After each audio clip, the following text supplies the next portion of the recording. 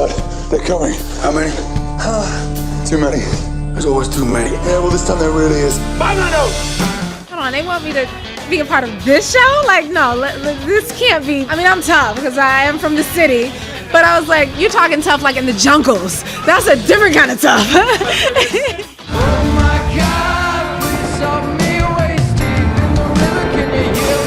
This is a one-shot deal. We screw up and it's too late.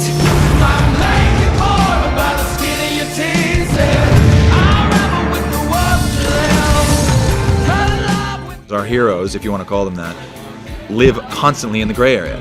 There's no black and white for these guys. They are always living in this gray area where there's really right and wrong depends on which side of the line you're on, you know? And I think that's what makes it enjoyable. I think we've created a new category of actor. It's not method. We just do it. We literally just do it. And it's testament to directors that ask for us to do it and want us to do it, so they don't have to cut away and you know, go from a stunty to then a close-up of us. We don't get hurt that much.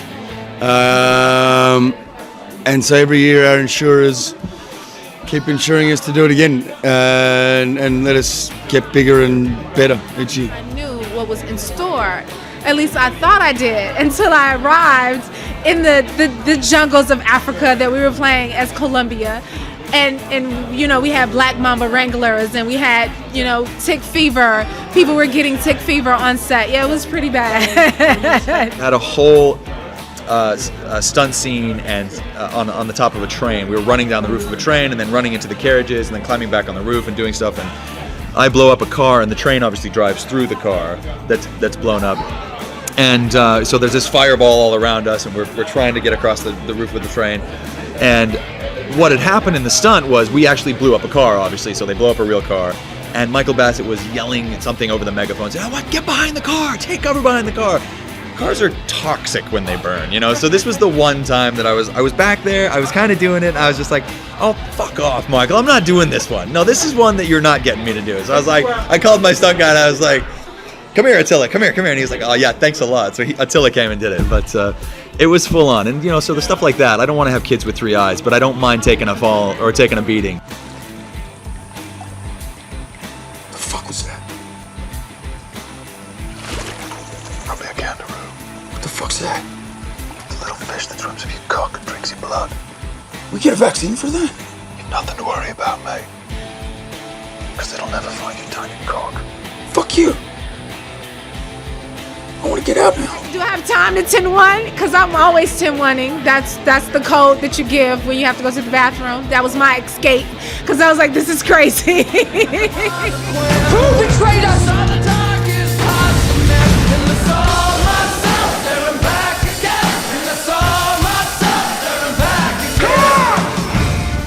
We did most of our hard stunts and most of the really dangerous stuff at the very end of the show, and I think that was very kind of planned out because it was like, oh look, if the guys die or they break something, we can maybe shoot around it, you know. So we'd got most of the dialogue done, and they were like, just like, all right, this is the part where they could die. Just, you know, please don't. But if you do, we have the movie still. So it's not natural. It's not normal to tell a dog to attack your shoulder and give him a flak vest and say that that's the toy and you want the toy to this dog. It's not normal.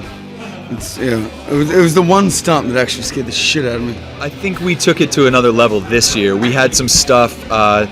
We had a thing called a sky hook this year, which involves basically being in a firefight. There's explosions going everywhere. We were in the middle of a courtyard, and we do a hot extraction. So a helicopter comes down really hard, smashes with the rotor wash. Everything's getting blown out. The fire's getting blown out, and stuff's blown up.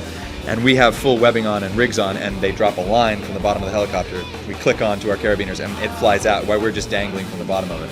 So that was a pretty wild stunt. And you know, the fact that it was an all-in-one Steadicam shot. So Sully and I are doing the shot, we're changing mags, we call for the hot extraction, the helicopter comes down, we're changing mags, the rope drops, we hook up.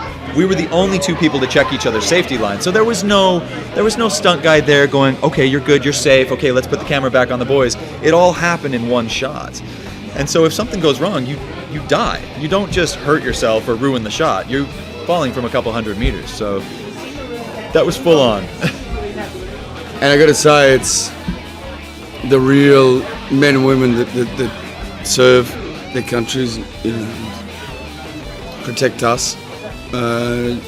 We try and pretend to be them, portray them. So it is. I guess it is those moments where you just sit there and go, right, what are you going to do? Sit there and say no and be a little bitch of an actor? Or are you just going to cop it and maybe get bitten by a dog?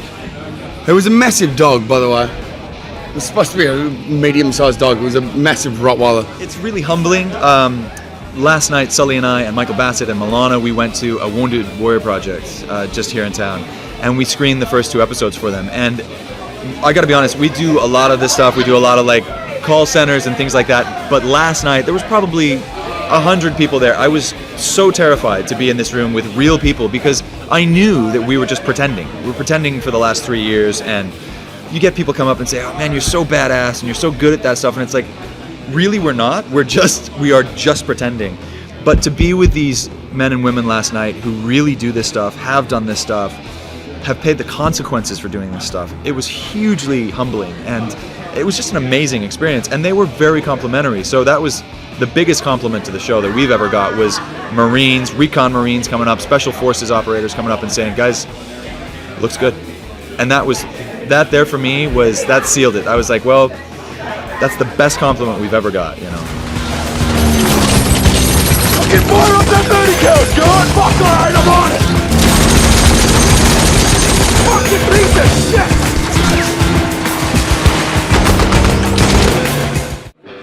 How far can we go? How big can we get?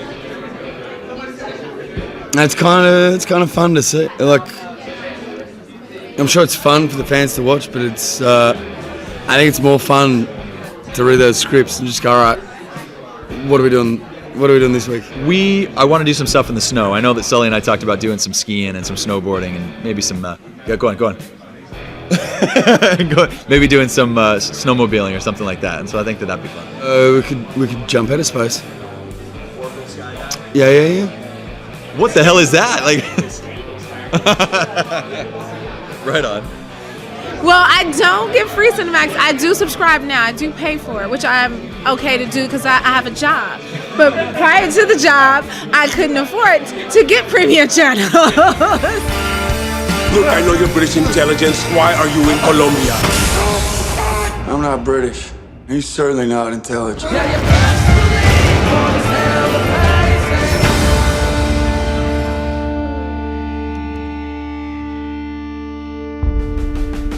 You'll enjoy season 3 because I'm in it, of course.